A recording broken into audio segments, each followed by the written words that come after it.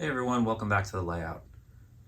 It's been a while, but again, I've been working away on a few projects. I've come up with a bunch of new projects for the list, but that's okay. It's all part of the fun of building a layout. So let's start in here in this room. We'll go over a few things that I've got in progress, a few things completed, and a few more things that are planned.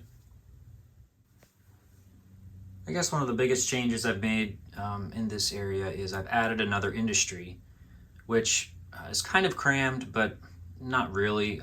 We're going to be putting a propane dealer right here. I've got this tank car representing that industry lead, just enough to fit one car, and I've now added an extra area here around the chemical facility as a little bit of a switching lead. I recently in the other room have been trying new techniques of track buried in the dirt with grass, and I've got it down pretty good, and I'm really happy with the results in the other room, which will go in a few minutes. But I'm going to add that to this track. I'm going to bury it in the dirt so it's kind of hidden and it's just used as a switching lead. And it also adds a little bit of a puzzle in this area, which my layout is far from a difficult switching layout. It's very simple, very basic moves. Although I wanted to add one little section that maybe was a little bit more difficult. So I added this industry. It takes a little bit of switching to get everything done. A few runarounds, but that's kind of fun. So during an op session, if anybody wants a difficult job, this is probably going to be it. With a few restrictions on where they can go or how far they could go. And I've got this little crossover right here, right behind the tank car. But as we move to the right here, that's Home Depot distribution, the other part where the center beams are. That's also switched during the same job. But I'm going to add a little bit of a restriction, I think, where they could only come so far on this track, as the one track is going to be used as a switching lead for the other job behind me in the transload area. So the few op sessions I've done, it hasn't really been an issue, but you do have to watch out for each other, because if there's a couple long, if the trains are long and you're kind of pulling or shoving far, you can interact with the other crew, so you need to just be aware of that. So it adds to the realism and to the fun, but no big deal. Here at the control point, which I'm calling CP Piscataway on the Somerset industrial lead here, we do have a control point that is controlled by the dispatcher during an op session, and I had a couple other signals here in the previous update. I've changed them again to the showcase miniatures. I'm a really big fan of their signals. I've used them in the past. So I've got a single head here on the left and a dwarf on the right, which the right track is just a runaround or a siding, so it doesn't have the larger signal mast. And in the background, we still do have the older signal, which I will be replacing with a double-headed Type G signal right there. I just haven't built it yet. So continuing on with the signaling, I did finally start to build these fascia panels with a good diagram of the track work. I'm also doing them for most of the industries that have more complicated track work or spots on the track. So working on those. It's just decal paper or sticker paper that I printed and cut out and put on a thin piece of styrene, which I then cut out some plexiglass, really thin plexiglass acrylic, and put over that. So it gives it a nice finish. This one in particular is kind of complicated, as well as the other one in the other room, where during an op session, we want this control point controlled by the dispatcher in most cases. So the dispatcher can move the turnout, You could display different aspects on the signals. But I found during an op session, while you're working this job, there's a lot of times where you need to make moves coming through this control point, and having the dispatcher move the turnout. So I figured, why not make it where the crew will get a key, which I've got here, where they could now unlock the turnout and have local control. So as you see, with it off, nothing happens. You can't move the turnout. But with the key, you could add the key in, turn it, and now we can move the turnout and have local control over here. So with the key, all that it's doing is allowing power to get to the push button for the push button to work. When it's off, it's basically not allowing power to come through to the button. So when you push it, it's not getting any power. And then when you turn it on, it is. So there's just two contact points at the back of this, and I'm just running it in line with the wire that comes from my AD4, which is what I use to allow these, to control these turnouts. So there's just a wire coming in and a wire coming out, basically, from this push button. And all it's doing is cutting power to the button. That's it. Additionally, I've got here a signal repeater, which essentially is just wired as a duplicate of the other signal, because it is a little tough to see when you're operating here. It's pretty close to the wall, and this signal, you kind of have to move your head against the door, which isn't fun. So I came up with this repeater. I've seen other people use as well. Figured it was a great idea and a good application here. So it's just a repeater of this signal. Whatever happens on this signal, which will eventually be a double head type G, will happen here on the fascia plate.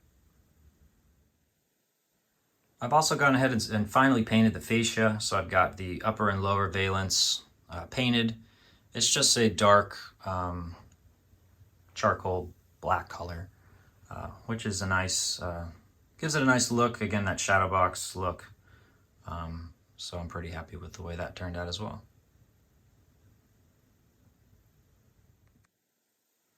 Well, like most of us, I've got a lot of locomotives that end up living in boxes. I had a different style display case here previously from my old layout. But I found these, I was looking at them for a while. I found them on Wayfair, and I think they're also on Amazon.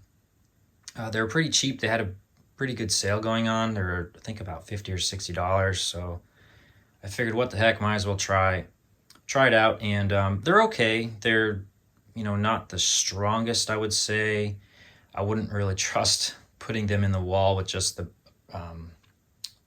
hardware that was included in the kit. So I kind of made my own little boxed frame, mounted them securely to the wall, and at the bottom I have a little bit of a lip of some molding that the display cases are sitting on. So there's not really much weight on the brackets. It's really just to hold them against the wall, and it's pretty secure. I feel safe about it. I know it's when you put one of these on the wall and you put all your locomotives in there, it's kind of a pretty sickening feeling, or if this were to come off the wall and fall to the ground. So so far so good. They've been up for a few weeks now, and I'm pretty confident with them. But yeah, I just wanted to share that. I'm going to leave the link in the comments or in the description if anybody wants to check them out. I would say they're good for HO scale. As you see, they're kind of the longer 6-axle locomotives. You kind of need to angle them to get them to fit. So you could get pretty much 3 across, and then the 4 axles, maybe 4. And then they've got the glass that slides, and yeah, not bad. So I would definitely recommend. Just word of caution, I would maybe put a little bit of extra effort into mounting them to the wall. Here in the other room, I've started to do a little bit of scenery, and I've continued work on this little company transload area, which will be used for unloading salt, which I've made a little unloader here. I scratch built it. I was thinking about this for over a year now, and I finally just sat down and, with a little bit of inspiration from Boomer, I just grabbed some styrene and started building away at it. And I'm very happy with the way it turned out. I found a prototype photo online. I just kind of based it off that. It's not 100% to scale maybe, but I think it works out pretty well for this area for some dry bulk unloading. Having a hole through the wall can be kind of an eyesore, so I've original plan from the beginning was to add some type of overpass here to kind of act as a view blocker, and so I think I've kind of accomplished that here. The pillars are actually, this one I 3D printed. The back one is just some styrene, and the actual roadway itself is just the Rix, I believe it's the Rix kit overpass, and I just kind of painted and weathered it up there. While I was working in this area, I figured I might as well go ahead and complete most of the scenery, so I've done that. I've added some grass, some different tufts, and yeah, I'm pretty happy with the way it turned out. Just an old siding here.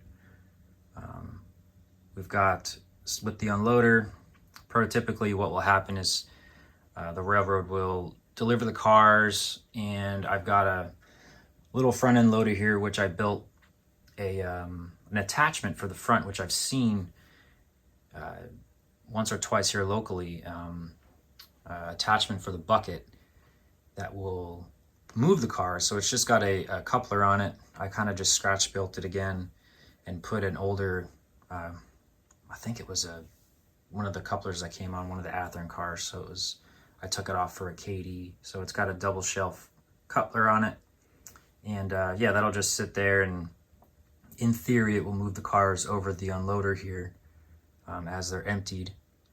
And then the crew will come in and pick up the string of empty cars. Moving to the left here as we come up to the control point Manville coming into the yard. I also replaced this signal with another Showcase Miniatures kit with a double-headed signal there.